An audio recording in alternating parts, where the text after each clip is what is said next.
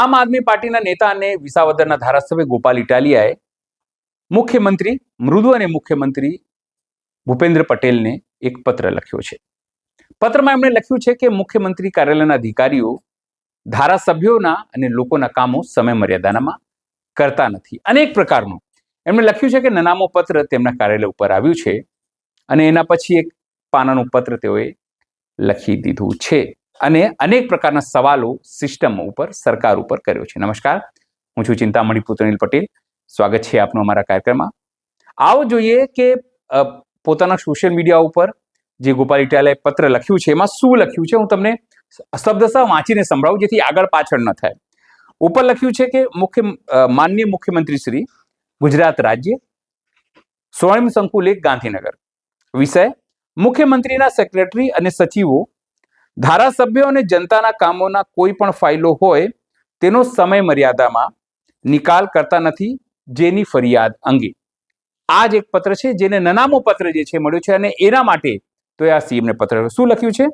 માનનીય મુખ્યમંત્રી શ્રી સાહેબ, જય જય ગરવી ગુજરાત. સાથે જણાવવાનું કે ગુજરાત રાજ્યમાં આપ મૃદુ અને મક્કમ કહેવાતા મુખ્યમંત્રી છો, ત્યારે ફક્ત કાગળ ઉપર જ વાઘ હોય તેમ દેખાય છે. કોઈ અધિકારી આપના આદેશનું પાલન કરવા બંધાયેલા ન હોય તેવી પરિસ્થિતિ સરકાર અને ખાસ કરીને મુખ્યમંત્રી કાર્યાલયમાં જ હાલત ખરાબ હોય તો સચિવાલય અને જિલ્લાઓમાં કેવી હાલત ખરાબ હશે તે સમજી શકાય છે.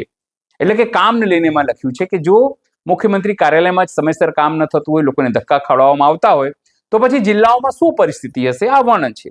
આગળ લખ્યું છે પત્રમાં, સચિવાલયમાં મુખ્યમંત્રી કાર્યાલયમાં જ માર્ગ, મકાન, મહેસૂલ, શહેરી વિકાસ આ બધા વિભાગોની કોઈ પણ ફાઇલ સમયસર અને સમય મર્યાદામાં નિકાલ થતો નથી અને અમુક અધિકારીઓ સાચા કામ કરવાના બદલે તેમની માનસિક પરિસ્થિતિ ખરાબ હોવાથી ક્વેરીઓ કાઢી ફાઇલો વિભાગમાં પરત મોકલી આપે છે. જેમ કે શહેરી વિકાસમાં શ્રી ચૈતન્ય શાહ, જેઓ રિટાયર્ડ ટાઉન હોલ પ્લાનર છે અને ખૂબ મોટી ઉંમર હોવાના કારણે તેમની માનસિક પરિસ્થિતિ ખરાબ છે. તેવી જ રીતે મહેસૂલ મહિલા અધિકારી શ્રી રાંક જેવા અધિકારીઓ જો ક્યાં ન ચાલે તે ખૂબ જ ઊંચી પોસ્ટ ઉપર મુખ્યમંત્રી કાર્યાલયમાં વિરાજમાન છે, ત્યારે સામાન્ય જનતા અને ધારાસભ્યોએ જ હરામના ધક્કા ખાવા પડે છે અને કોઈ પણ ફાઇલનું સ્ટેટસ જાણવા મળતું નથી, જેના કારણે માનનીય મુખ્યમંત્રી શ્રીની અને ભારતીય જનતા પાર્ટીની છાપ ખૂબ ખરાબ થાય છે. એટલે અધિકારીઓના નામ સાથે કે ભાઈ મહેસૂલ વિભાગ કે આ વિભાગના અધિકારીઓ છે તેમની માનસિક સ્થિતિ સારી નથી, તેઓ રિટાયર્ડ છે, આવી બાબતો અને ક્વેરીઓ કાઢીને હેરાન કરે છે લોકોને. આ કહેવાનું મતલબ છે આ પેરાગ્રાફનું. આગળ લખ્યું છે, જ્યારે આવા નફ્ફટ અને હરામ ખાયા અધિકારીઓને તાત્કાલિક દૂર કરવા જોઈએ, કેમ કે જે કામ ન કરતા હોય અને લાખો રૂપિયા પગાર લેતા હોય છતાં પણ સરકારની છાપ ખરાબ થતી હોય તેવાને તે રીતે રાખવામાં આવે છે. એટલે સવાલ છે કે જો સરકારની છાપ ખરાબ થતી હોય તો તેમને રાખવામાં આવે છે.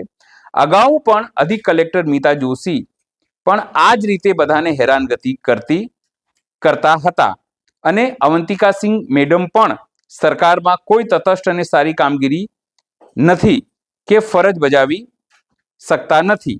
ખાસ કરીને મુખ્યમંત્રી કાર્યાલયમાં મહિલાઓને સ્થાન ન આપવું જોઈએ, જેથી સરકારની છાપ ખરાબ થાય. આ કોઈ ફિલ્મના સેટ નથી કે કોઈ હિરોઈન ની માફક મેકઅપ પાવડર કરીને આવે એ લોકો જોઈને રાજી થાય. અહીં તો કામગીરી કરવી પડે. એટલે જે મહિલા અધિકારીઓ છે તેઓ કામ નથી કરી રહ્યા તેને લઈને ભડાશ છે કે તે લોકો મેકઅપ કે બધું કરીને આવે છે. જો હું એ વ્યક્તિગત મતનું નથી, કારણ કે આ લેટર નનામો છે અને આ લેટર જે છે એ સોશિયલ મીડિયા ઉપર જે છે એ ગોપાલ ઇટાલિયા જે ધારાસભ્ય છે તેમણે મૂક્યું છે. એ વાંચીને હું સંભળાવું છું કે ભાઈ એ મહિલા અધિકારીઓ છે એ તૈયાર થઈને આવે છે, કામગીરી કરતા નથી. એટલે આવા પ્રકારના સવાલ ઉભા કરવામાં આવે છે.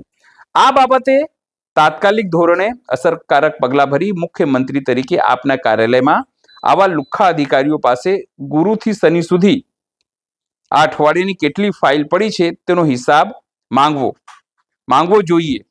તો મુખ્યમંત્રી તરીકે આપને ખ્યાલ આવે કે સરકાર સારી છે કે ફાતળા સરકાર છે, જેની નોંધ લેવી આપનો વિશ્વાસુ ભારતીય જનતા પાર્ટીનો કાર્યકર. આ પત્ર છે. અમારા સહયોગીઓ આ વાત સાંભળીને હસી રહ્યા છે, પણ તમે વિચાર કરો, કોઈ એક નામો પત્ર લખ્યું અને એ પત્રને ગોપાલ ઇટાલિયાએ પોતાના ફેસબુક પર મૂક્યું છે. છેલ્લે લખ્યું છે કે આપનો વિશ્વાસુ ભારતીય જનતા પાર્ટીનો કાર્યકર, કે સરકાર ફાતળા જેવી છે. તમે સમજો, આ ખરાબ શબ્દ છે સરકાર માટે, મુખ્યમંત્રી માટે, ભારતીય જનતા પાર્ટીની સરકાર માટે, હર્ષ સંઘવીની સરકાર માટે, ભૂપેન્દ્ર પટેલની સરકાર માટે, વડાપ્રધાન નરેન્દ્ર મોદીની ગુજરાત સરકાર માટે, અમિતભાઈ શાહની સરકાર માટે. અને જો કાર્યકરો, જો આ પત્ર કોણે લખ્યું છે આપણને ખબર નથી. ગોપાલભાઈ ઇટાલિયાએ આ પત્ર પોતાના ફેસબુકમાં મૂક્યું છે, અને એ કહીને મૂક્યું છે કે આ કોઈ નનામો પત્ર છે જે એમના કાર્યાલય ઉપર કોઈએ મૂકી ગયું હતું, અને એ પત્ર તેમણે મૂક્યું છે. અને નીચે પણ જે કોઈની સિગ્નેચર નથી, પણ ટાઈપ કરેલો પત્ર છે. અને મુખ્યપ્રધાન મૃદુ અને મક્કમ જે આપણા છે ભૂપેન્દ્રભાઈ પટેલ, એમને લખી છે. ખૂબ ગંભીર બાબત છે. જે અધિકારીઓ કામ નથી કરી રહ્યા એમના માટે છે, જે મહિલા અધિકારીઓ કામ કરી રહ્યા છે એમના માટે છે, અને સરકારમાં કામ નથી થઈ રહ્યું એ વાતને લઈને નારાજગી છે. આ પ્રતિબિંબ છે. આ કદાચ ખોટો પણ પત્ર હોય. અમે કોઈ ઇન્વેસ્ટિગેશન એજન્સી નથી.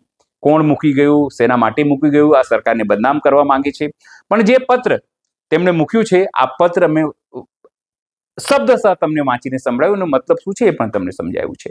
એમાં અમારી કોઈ મનસા નથી આ સરકારની બદનામ કરવાની, કે ભૂપેન્દ્રભાઈ પટેલની સરકારની બદનામ કરવાની, કે ભારતીય જનતા પાર્ટીની બદનામ કરવાની. પણ મૂળ વસ્તુ એ છે, જે પત્ર એમણે મૂક્યું એ પત્ર અમે તમને વાંચીને સંભળાવ્યું છે. નિર્ણય તમારે કરવાનું છે કે સરકાર કામ કરે છે કે નથી કરતી. નિર્ણય તમારે કરવાનું છે, કારણ ગોપાલ ઇટાલિયા પહેલા પણ કહી ચૂક્યા છે કે આ સરકાર નથી, સર્કસ છે. કોંગ્રેસના નેતા પણ કહે છે કે કામ નથી થતા. ખેડૂતો કંટાળ્યા છે, વિદ્યાર્થીઓ આંદોલન કરી રહ્યા છે, કામ નથી થતા. તો શું થાય છે? તો આવો નામો પત્ર એ પોતાનું ભડાસ જે છે એ આવી રીતે નીકળ્યો છે. ત્યારે આ પત્ર અંગે આપ શું વિચારો છો? જરૂરથી અમારા કોમેન્ટ બોક્સમાં કોમેન્ટ કરજો. એ સિવાય અમારી યુટ્યુબ ચેનલ લાઈક કરો, સબસ્ક્રાઇબ કરો, બેલ આઇકન દબાવો. સાથે અમારા નવા ઇન્સ્ટા પેજ અને ફેસબુક પેજને પણ તમે લાઈક કરો, શેર કરો અને ફોલો કરો. અત્યારે માટે બસ આટલું જ. નમસ્કાર.